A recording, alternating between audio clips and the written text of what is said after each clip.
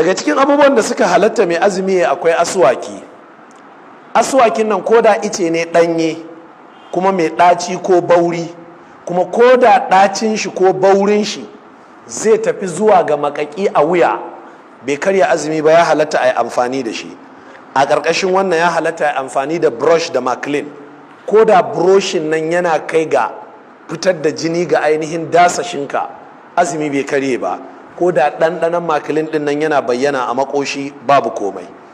Sannan ya halatta mai ainihin wato azumi ya yi alwala, a wurin alwala kuma ya kurkura baki ya shaƙi ruwa, wannan babu komai. Kaɗai ba a so ya kai matuƙa wajen shaƙar ruwa ɗin.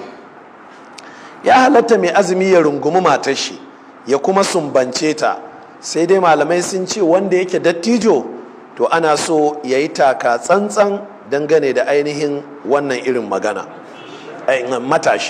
Matashi ana son ya yi taka tsantsan dangane da rungumar matar shi ko kuma ainihin sumbantarta, saboda akwai hadisi wanda ainihin wato ya zo yake ishara dangane da wannan magana ɗin. Sannan sai allura, ya halatta a yi wa mutum allura kowace iri ce. Na in muka ce kowace iri ce, magana tana da faɗi. Akwai allura mai ɗaci wadda za a yi maka allura a ɗuwawu ko a hannu, amma sai ka ji ɗacin maganin allura ko makakin shi a wuya.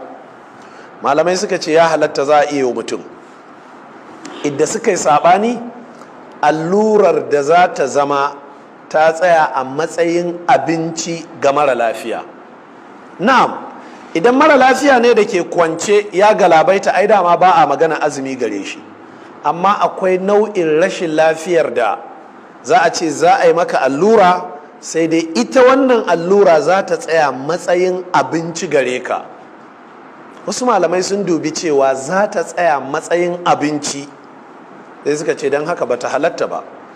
Amma da yawa malamai sun dubi, ai abincin da ke karya azumi shine wanda ya shiga ta baka ko ta makamantan wurare irin waɗannan.